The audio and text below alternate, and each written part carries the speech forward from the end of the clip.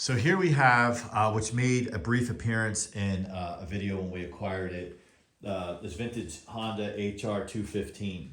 When we initially showed the first video, or my son got it, it was free in someone's yard, and he grabbed it probably in the fall. And what was messed up was the pull cord, but the recoil spring in there had to be replaced, and those are tricky to mess with. So instead of potentially like lacerating my hand or decapitating someone with that, if that spring pops out when you're trying to get it out, we actually took it to local lawnmower shop. There actually happened to be a Honda dealer as well, and they ordered the part for us and popped it in, and we're good to go. So what we want to accomplish today is to see if we can get it to run. And we should imagine that this thing was curbed. I should imagine it was an older person who had this, and they thought, this thing is really old, and we can't pull it anymore. It's seized. They might have thought it's seized. And let's just stick it out there and let's get a new one. Who knows? What would be interesting is, was that a house in the neighborhood? Yes. It would be interesting to see next spring and summer what they have as their lawnmower. That electric one. Yeah, that's what I'm gonna say. Maybe that was kind of like what they did. So what we want to do today is we're not gonna this video do a full service, but what we really want to do is try to get it running just to see what we're up against, because maybe there's more to it than just the pull cord and the spring. And we of course took a risk. Like we obviously put time and a little money. It was like $32, I think, to do that. But we thought with one of these things, it's worth it, because this is in just solid shape. And looking at, trying to look for the date code, and I'm more of a Briggs and Stratton guy than a Honda. We have had a Honda here since 2015, which we've had in other videos, and we will do a comparison video eventually when we get this one going with that one. But other than that, I don't have a super ton of experience of working on them other than that particular one. But we will see what we can see. So, looking at the gas, he said that there is some fuel in here. Seems to smell okay, and we can definitely try to use that. It doesn't look watery or anything like that. These Hondas, in my mind, are much like the old school 3.5 horsepower Briggs and Stratton. They're like clocks. They just run and they run. Oil. It's funny how some of the stuff carries over. Like the dipstick on this is similar to the newer Honda, which is not that new anymore. It's 10 years old. Yep, oil. Oil is good. Is that showing up on camera? So oil, it's a little dirty. It's not horribly dirty, actually. It's not bad. It would be what you might kind of find in your lawnmower after the season's over. So we're good there. And have you had a chance to look at the plug to see if what the plug looks like? Do you want to take a look at that really quick? Yeah.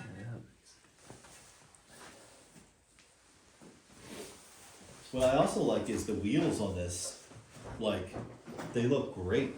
The treads look really good. The reason why they may look wet on camera is because as this recording, it is February. It's not February. It's January. It's almost February. Who knows? By the time I air this video, it could be February. But there is snow on the ground. It was in the back shed, so there's just a little wet there. But it is stored indoors.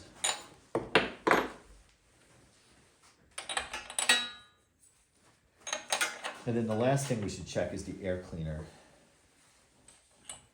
Do you know where the air cleaner is on this? Right here. Okay, so after you check the plug, let's look at the air cleaner. And much like we do on the Briggs and Stratton to get them going, if you haven't been running in a while, we just shoot some starter fluid down the throat of the carburetor. This is a little different. This has the bowl right there. Also, the fuel shut off. And it has the fuel shut off, which I think is a great feature. Is it shut off? It's on. It's on, okay. So while he's doing it, talk about the fuel shut off, there's two schools of thought. Let's look at that. Not that horrible. I mean, it's a little, it's for what we're doing, it should start. But we'll take care of that. This thing runs and everything. For the full service, we'll give it some love. But going back to the fuel shut off, there's two schools of thought. There's a thought of you run the carburetor like when you're finishing up your mow or finishing up for the season, you shut the fuel off and just run it until it dies, which is usually like whatever 30 seconds, 60 seconds. But so there's no fuel there to harm any of the components in the carburetor or whatnot, especially today's fuel. The other school of thought is you don't want air in there, so you don't shut off the fuel and run the carburetor dry. So there's fuel in there keeping the air from, I guess, corroding or whatever parts of the carburetor. So, I used to be the kind that would run it dry. In fact, when I first got the other Honda, after every mow, I would run it dry because I just thought that's what you were supposed to do. And it reminded me when I had a dirt bike, you turn the fuel off, and then I would run it until it dried out. And someone probably told me that when I was a kid, and I carried it on to when I got into lawnmowers, or at least the Hondas. So, I'd be curious in the comments what people do, what they recommend, and why. Well, as he's putting that back on, just to show you, so the other Honda, and I've showed this in another video in one of the garage videos where it's stored, it's actually stacked on top of this generator. We are so tight on space, but this is a 2015, but look how bald original tires are. I've heard of people retreading the tires. Probably won't try to do that, but then again, maybe I will. And the oil fuel on this filler is very similar to this one. Whoops, as I'm banging the camera around.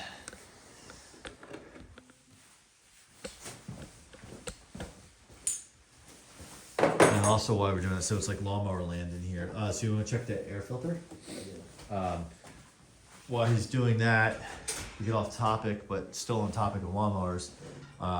Here's his Toro. That was one, another kind of neighborhood find.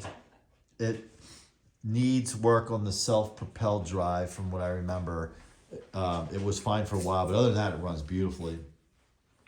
This is my project here. I found this during COVID on the side of the road for free. It just needed a pull cord, and I used it as a trim mower for a few years. Going to this season, I cannot get it to run right. I've done videos on it. I've changed the diaphragm a few times, messed with it. I feel like it's carb related, my problem. Carb has been cleaned. Must have cleaned it like 4 times. It's just like a project I just can't get through because I want to get it going again, because my off-season project for it was to restore the deck. Deck is just starting to show a little bit of signs of pinholes, and I wanted to remove the motor, sand it down, Bondo, repaint it, stencil it with the original writing on the front, and paint the motor, and just essentially, again, restore it. But I like things to be really running condition really well before I go to all that trouble. So that's a frustration. All right, we still have 2 more lawnmowers in here. So let's look at this.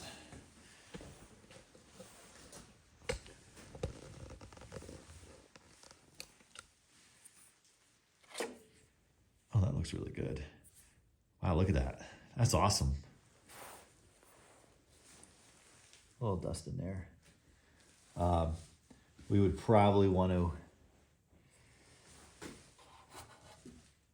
shop vac that sucker out at some point. So this just sits on top of the So while we're here,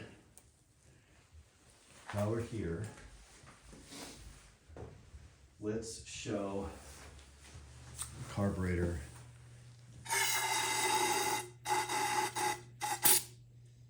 Uh-oh. Oh, come on. Okay, so let's just let that.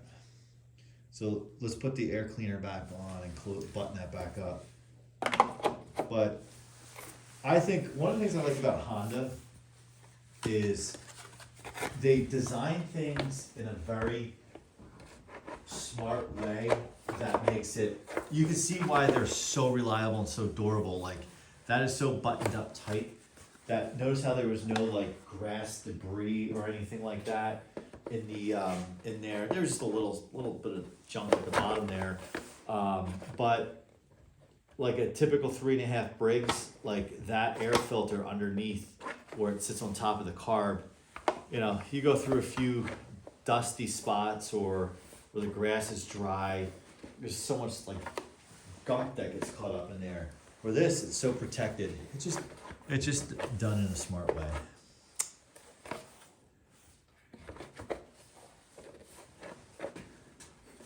Maybe too smart. Let's see.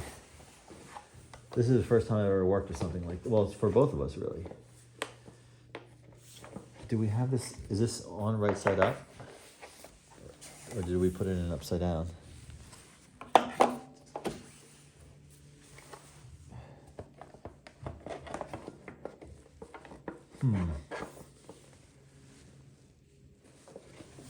Why is that not? Does it matter which way this goes? No, exact same. This is the exact same, okay. All right. Clean filter elements every 50 hours. That's so weird that we can't get this to. I don't want to harm it. Does that just, I mean, do these just, No, so look. So these are threaded. Inside this little holes, they're threaded. and this is supposed to line up, right? Yeah. Weird. Weird that it's not lining up. I'm curious if anyone out there with an older HR like this has the same challenges. I'll let you work with it. While he's working on that, and I know in other videos I've talked about these other lawnmowers, but just show them again. So this is my son's other 3.5 Briggs and Stratton that we found in the woods, not on that frame, rusted out frame. It's a 1985. We think it was sitting in the woods for about 10 years, and that was a COVID project where we got a lot of eBay parts and whatnot, and put some time and energy into it, but it was a great learning project. That was really, that took me from just knowing how to do simple tune-ups to like more involved things. And it's just always a joy working on these 3.5 Briggs and Strattons. Now more recently it pulls to the right, and we're trying to look into that, figure why it does that. The blade is totally balanced, and we don't think the crank is bent, but we have to experiment with that. And then there's this guy, that's not the original cap, if you will. It's from the parts bin. We had some issues. This thing I got basically for free also during COVID to replace another one that I did bend the crank on. That's where actually the frame to that came from. But this one never really ran right from the get-go. It overheats at times, and it will burn a little oil. But it's a trim mower, right? You just use it in certain spots in the lawn. But the plastic things that hold I think the pull start in place underneath are like snapping off or snapped off or whatever. So we did a hot swap and put on this used top here. We'll probably throw some spray paint on it and clean it up and make it look nicer. Even though this lawnmower is kind of a bit of a it's kind of a little bit of a tough one. We still show some love. All right, so you got that back on? Yes. All right, so I think the next step is let's get it down and get it outside, and then try to give it a go.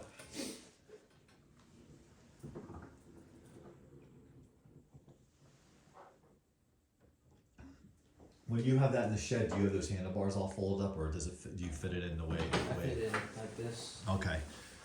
Because what I was going to say is, if we're working on it and you want to keep it on the cart or the table there, maybe throw my red one in the shed for the time being.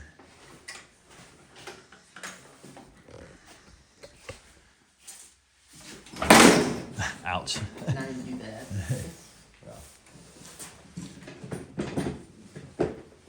Okay, so let's get it outside.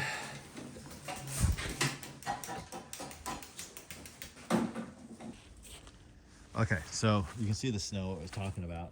So I have never started one of these particular Hondas before, so so you got the choke, and then I should imagine, where's the throttle? So choke, so that's the blade control. So The second one's self-propel. second one's self-propel. This is speeds for self-propel. Okay. So what I'm curious is, will it start with the handle like this, or because none of these are? I think you'd hold that one. They're holding right now. Well, actually, no, you couldn't, because you couldn't do both, right? All right. So let's just see what happens.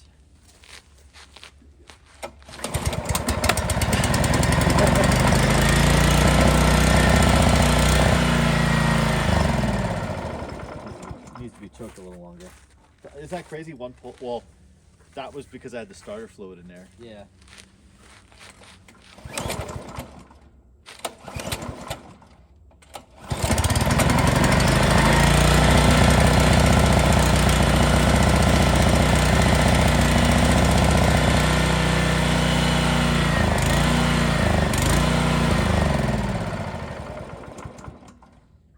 It's also cold, so.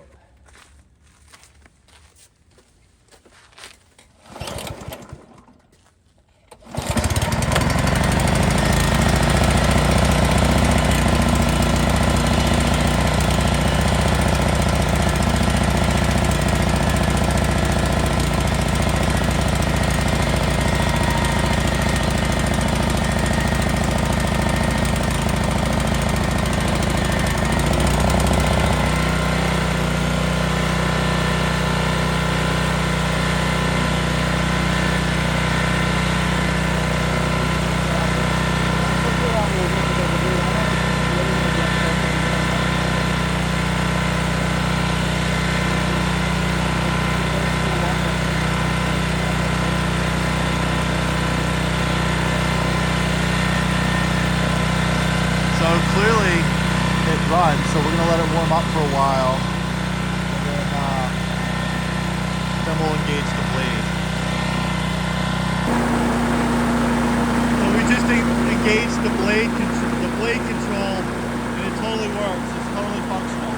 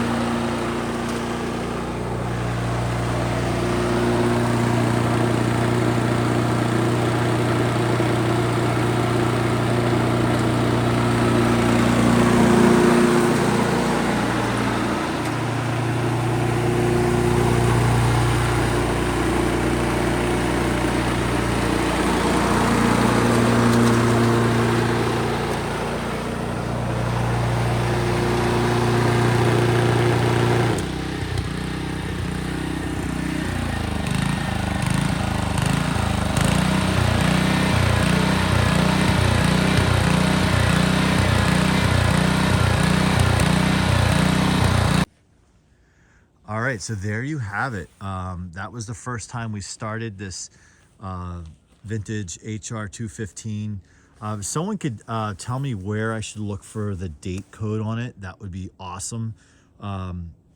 Just super, this is such a super like joy to use. It's like using a tractor, and I can't imagine, what these went for brand new. And we were just talking about that off camera, how expensive they probably were.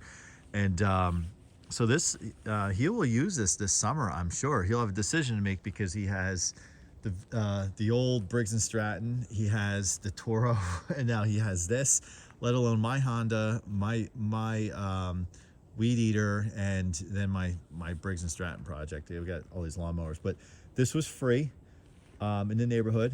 Just as I said, just needed a pull cord. Did it need the cord or just a spring? I think it's just the spring it really needed. Okay. But the rope was replaced too. Okay, so they replaced the rope and the like the spring that's in there.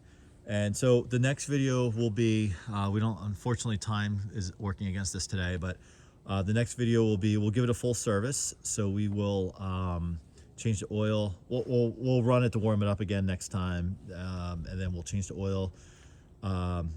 Air cleaner is fine, but we should probably vacuum out some of that miscellaneous stuff down there. And then we will sharpen the blade, balance the blade, and then we can decide if we want to siphon off that gas, and just make sure we have fresh gas in there. But these things are bulletproof, and we'll clean it up. And I know there's some imperfections on the top there, but it's just awesome. So thanks for watching. Make sure you like, subscribe, comment, and Hondas are kind of a little bit new to us, and they're not really new, but in terms of working on the old ones and everything, they are new to us. And so any help is appreciated, or advice. See you on the next one.